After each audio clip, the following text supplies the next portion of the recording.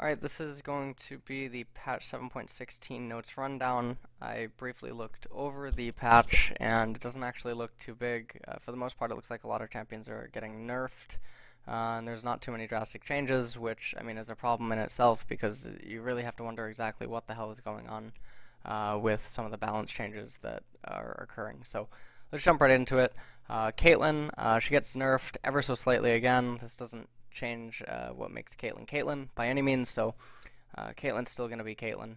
At the end of the day, losing a little bit of damage here on her Q and then on her Yordle Snap Trap. If someone steps on the trap, it ultimately doesn't matter. So Caitlyn, for the most part, is going to be entirely unaffected, and the damage is not going to be noticeable. Fiora, this is the really interesting one. So they buff Fiora ever so slightly, and this is something that I don't understand because not only does she win some lanes really hard, not only can she go even in a lot of lanes, the return for her mid game and late game is not natural, and I know that a lot of players have talked about this. It, Fiora is one of the most oppressive champions when ahead, and you know, the late game is extremely scary. Obviously, there's counterplay to a certain extent, but some stuff with her is just really weird. And, you know, given that she is also one of the tank shredders in a sense with the current meta, people do consider her good in that sense, but, you know, competitively, she's always going to have potential use depending on other champions that exist. And so to give her, you know, nerfs and buffs, etc., just seems really, really strange because I feel like she needs some sort of a balancing out so that she's not as oppressive as she currently is in her current state. So, anyways, I don't really like this at all. I feel like it's super random. Kayn, more bug fixin'. Kayn no longer gains transformation progress from ticks of Corrupting Potion, Deathfire, Red Buff, or Challenging Smite. This is really painful for getting to Rost or Shadow Assassin quicker. Blades Reach, Shadow, okay, Unchanged, Humble Trespass, okay. Maokai. Sapling Toss down at early ranks, 8% to 6, 6.5, 7, 7.5, 8% targets maximum health. Brush Sapling max health damage 16%. So now it's at 12 and it scales up to 16. I don't think this is the end of the world. This isn't why you pick Maokai. Obviously, the loss of damage is going to be noticeable. I don't know how much this actually impacts his clears because I haven't personally watched a Maokai do the clear, so I actually don't know if this change does anything. But ultimately, I mean, Maokai exists for other reasons that doesn't have to do with the E-Sapling Toss. So this it doesn't change anything. Scion W grants more health for killing small units. R damage increased. Bonus per small unit killed is up by 1. It's not gigantic, but it is something. Minimum damage from his ultimate is unchanged. Maximum damage, however, has gone up by 300. Scion is now probably immune to Lulu's Polymorph. Okay. This isn't going to make Scion necessarily come back. I think that Scion has a very niche role if he would ever be picked inside of certain team compositions. And even when some people were picking him, like in Korea, it was mostly only Ed. Because there's just other champions that can do what he does better and they can offer more. So I don't feel like this is enough of a change. Vi. So this is like one of those like disgraceful champions that no one really picks if you have self-respect. So R Assault and Battery, the cooldown is down by 20 seconds at rank 1, which is all that really matters for solo queue. But for competitive, those are still pretty hefty cooldowns. I think that Vi is essentially still trash because the way that the meta is right now, her reliance on so many other factors that do not pertain to her is really problematic. And then on top of that, the itemization that she can go into, it really forces her into one direction, and she doesn't really have any wiggle room. The only time that I thought that Vi was potentially good was with the really old Cards of the Colossus or something, when she could go Glass Cannon and still get a ton of HP. So, yeah. Anyways, on-hit interactions with wards, okay. I don't really care about these. This isn't. I don't think this changes too much. Mid lane worlds balance. So apparently patch 7.18 will be the worlds patch. That's gonna be really good. Cassiopeia mana per level increased. E base damage down. AP ratio increased. So she'll get more damage later on, which is nice. Helps out Cassio's late game. And then the base mana going down, I feel like this is actually pretty fair because of exactly what this thing talks about, the E-spam with the corrupting potion, or, pertaining to the matchup, it can be Doran's Ring. Cassio is definitely existing right now in higher level, maybe not so much in lower level. In solo queue, this is actually probably going to impact more in solo queue than it is in competitive, just because of exactly what it's listing here about the level 1 and the level 2 and stuff. And so, maybe it's a little bit of a nerf there, but ultimately in competitive, it's essentially a buff because you don't get to do what it's stating that you get to do as easily there, so it doesn't matter. Quirky base attack damage decreased, so he loses 3 AD.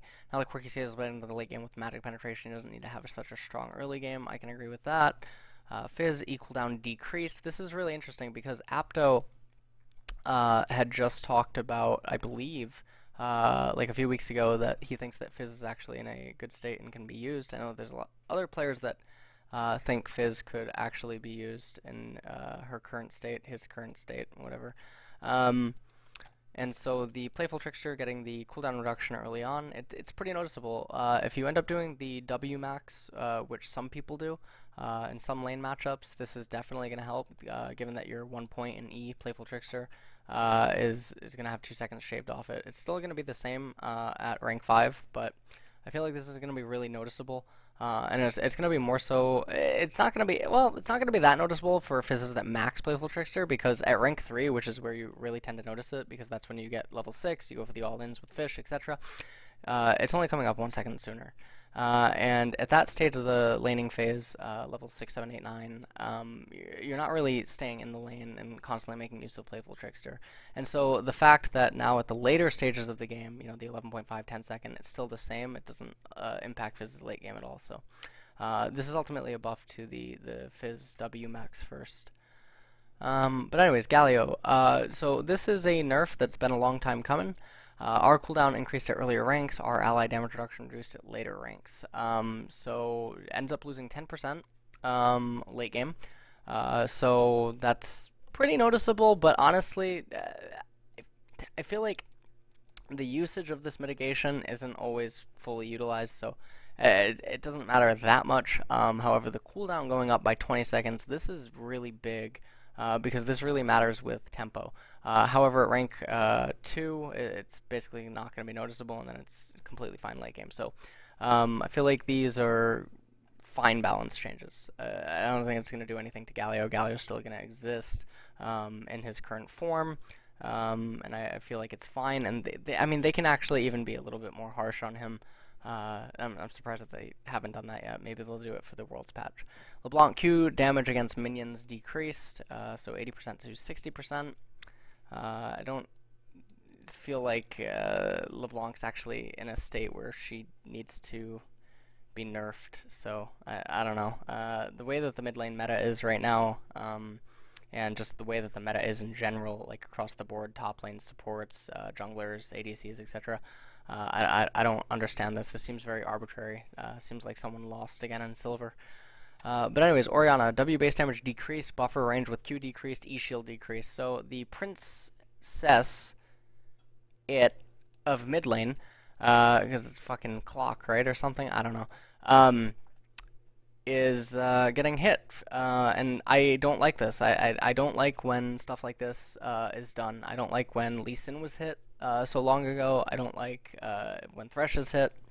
I don't like champions that really flourish with one's ability to pilot them properly when they have such good, well-rounded kits, and they have some of the best kits in the game. I don't like when they start to get hit, especially because there's very few instances where they themselves are overpowered. Usually there's other factors at play for when they're really good.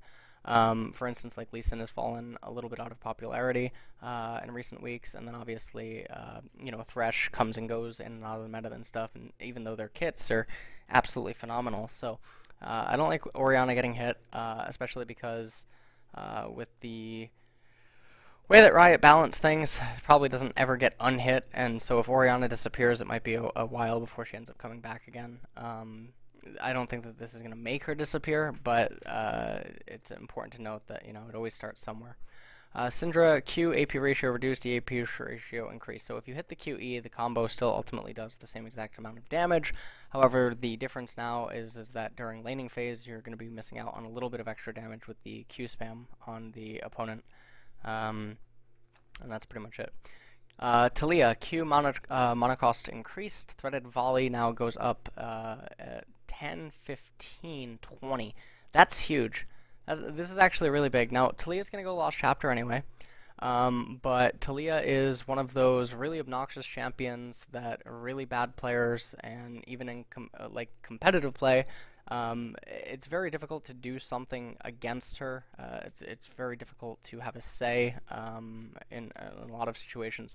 She's extremely safe. It's very obnoxious, and she can also be extremely oppressive with her long range, and obviously the threaded volley. And then she just has a lot inside of her kit, and she's really loaded. And so I feel like this nerf is actually really nice, especially because, I don't know, like, the champion's really cool and stuff, but I don't know, I really hate champions that are overly safe to a certain extent. Like, some people might argue that Orianna's like that, or Orianna's up there, but I feel like it takes more to be standoutish with Ori than it does with Taliyah. So yeah. Ancient coin line, mana coin reward. Whoa, that's gonna put a dent in it. All right, nice, sick. All right, enchantment Cinderhulk goes up by 75 gold. Now, to some people, this might not seem like a lot, but it's pretty big when you factor in junglers' roots. Cinderhulk junglers are definitely the best right now, and so it's not gonna kill them by any means, but it definitely does put a dent in them, ever so slightly. In terms of tempo, but I feel like it's an okay balance change. So we'll see what ends up happening around Worlds. Vision ping, this is really cool. They keep adding more stuff like this. Champion select, all this stuff that I don't really care about. So okay, so let's recap really quick. So Caitlyn's still Caitlyn. Fiora nerfs slash buffs, and the constant back and forth. I feel like Fiora has to be addressed deeper than anything they've been touching on in recent patches. Kayn, I really dislike what they did, because sometimes it just feels really, really bad to get locked out of a form for so long. Maokai, I don't think it does anything to him. Sion is still trash and useless. Vi's a garbage champion anyway. These changes don't ultimately really matter. The Cassio change affects solo queue. I don't think it does anything to competitive. In fact, I think competitive likes it a lot more. The Quirky change is interesting, but then again, not everyone's really on the Quirky hype train anyway. But I can feel like it's justified. E Fizz cooldown, it's a lot better for W max Fizz. It doesn't really do anything for E max Fizz. Gallio nerfs, I'm surprised they didn't do anything harder on him, but I feel like they're fine. Leblanc nerfs seem really random. Really hate the Orianna nerfs. Syndra stuff is okay, but I mean, Syndra's another one of those champions that's the king of bad, and she's always in and out of the meta for like almost a year now. She's always been around, so I mean, I can see changes trying to be taken to affect her in some ways and take away some of her oppression. I really like the Taliyah changes. Ancient coin line nerf is a complete fucking joke. Cinderhulk nerf is noticeable, but it's not going to actually do anything to the current state of the Cinderhulk junglers. So I got one fucking question, okay? I have one major fucking question.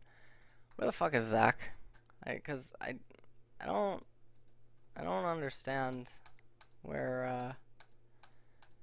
I mean, he's still pretty obnoxious. I guess the skin didn't sell enough yet.